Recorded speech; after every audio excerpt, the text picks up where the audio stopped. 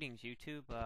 It's me, Wayman29, and I just wanted to post a response to Agnostic Downfall by Keane. Really enjoyed the video, and the sunglasses. The sunglasses really do it. I think that for an agnostic,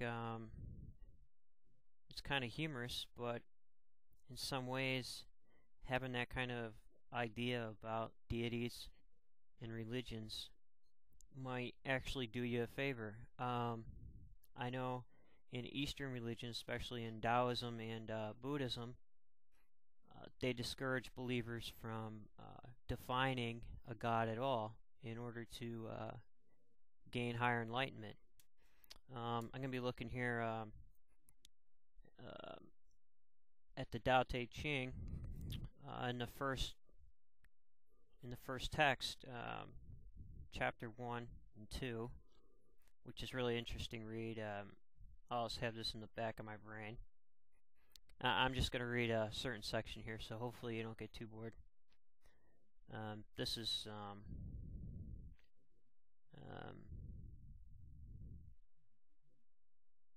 1891 translation from J. Legge. It's on the net. Sacred Books of the East, volume 39. It's in public domain.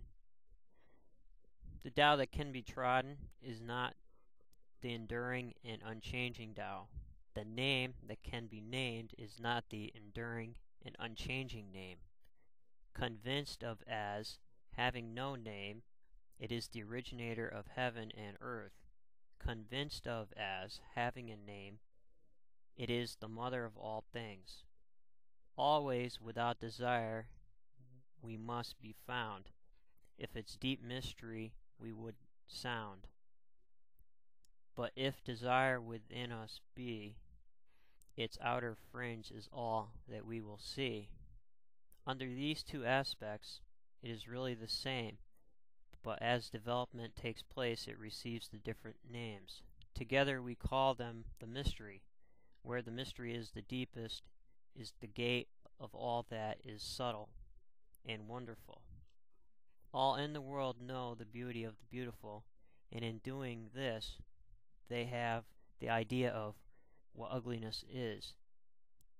They all know the skill of the skillful, and in doing this, they have the idea of what the skill is. So it is that existence and non-existence give birth the one to the idea of the other. That difficulty and ease produce the one, the idea of the other.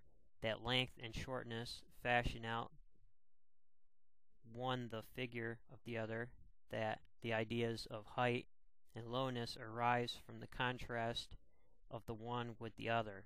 That the musical notes and tones become harmonious through the relation of one with the other. And that being before and behind give the idea of the one following the other. Therefore the sage manages affairs without doing anything, and conveys his instructions without the use of speech.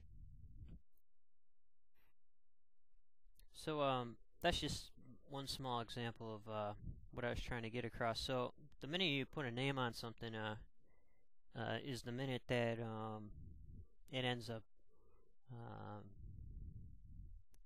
being frozen in time and not constant. So you can get into a big philosophical debate about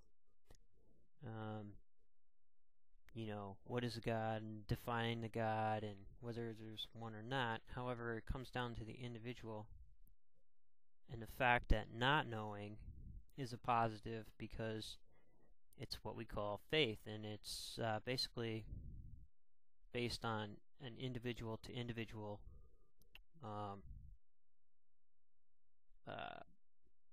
experience, so to speak. Basically, it's like we're all bugs in a beach ball. One bug gets out and sees the outer world, comes back, tries to describe it to other people. it has to be done with mythology and abstract terms. So you get a hint of the idea of what I'm trying to say uh, with the Apostle Thomas, who disbelieved and said that he wanted to touch Christ for himself until he put his fingers inside. He wouldn't believe. So you're allowed to do that, and I don't see a problem with somebody getting all the way to the end. And if you believe there's Christ being able to touch him at some point, or if you believe that there's a God being able to talk to him at some point. On the other hand, if you don't believe, that's fine too, because if it's faith-based, obviously there is no proof. And I believe that people need to stop running around trying to prove it. And as you say, a lot of evangelicals try to prove everything. Well, if it's proven, it's not faith anymore. It's pretty much dead. I think that um, like the Taoist saying about the finger pointing to the moon. Many people only look at the tip of the finger; they don't look to the moon. So that's how you define God's. It's the tip of the finger. However, they forget to follow the way or the examples of the gods. It could be anything. You have experiences in almost every culture, not only in Christianity. In the Native American cultures, in the book Black Elk Speaks, he has visions out of the body, just like John goes and sees the 6 grandfathers. He was out for a time, come back and helped his people, and seen the horse dance and some rituals and things that he had to perform for his community. To me, that's how it works. And even in Buddhism, the Buddha would probably be very upset if they knew that there were statues of him, because that would frame him in a time and place and an idea, and that's not what he was about. He also was against gods and having people define things. So actually being undefined and unchanging